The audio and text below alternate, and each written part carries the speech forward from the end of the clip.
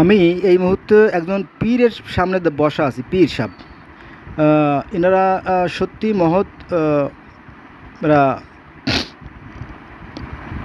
মানুষের শুধু কল্যাণই করে, অকল্যাণ করে না।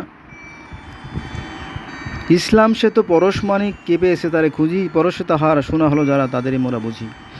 ইসলাম ধর্ম শুরু হয়েছিল একটু ভিন্নভাবে, আধ্যাত্মিকভাবে। যেমন নবী মোহাম্মদ সাল্লাম হীরা গুহায় ধ্যান করতেন, ধ্যান সাধনা করতে করতে করতে আল্লাহকে পেয়েছিলেন।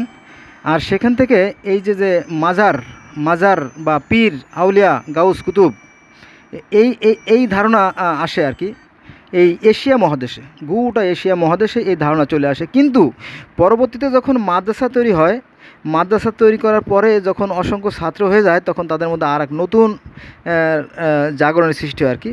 ফলে এই মাজারের সাথে মাদ্রাসার একটা বিভেদ সৃষ্টি হয়। এভাবে বহু দল মতের সৃষ্টি হয় আর কি। এটা হচ্ছে পীর সাহেব দূরে গেছেন, পীর সাহেবের লাঠি দেখা যাচ্ছে, চেয়ারের সাথে পীর সাহেবের লাঠি। আর এখানে উনি মানুষকে করেন, চিকিৎসা দেন। দেখেন বস্তা ভরা বিভিন্ন ধরনের পশা আছে, এইগুলো মূলত সৃষ্টিকর্তা দেওয়া বিভিন্ন ঔষধি গাছ। তাছাড়া আরও কিছু ওষুধ আছে এলোপ্যাথিক, যেটার প্রতি মানুষের আস্থা বেশি আর কি, তারা মনে করে। হ্যাঁ, ওখানে পিছনেও বস্তা ভরা ভরা সমস্ত বিভিন্ন উপকরণ আছে, বিভিন্ন গাছগাছলা আর কি। এগুলো সবই মানুষের কল্যাণের জন্য সৃষ্টি, কোনো সন্দেহ নাই এটা আর কি। তো উনি নাই, এজন্য একটা ভিডিও করলাম আর কি।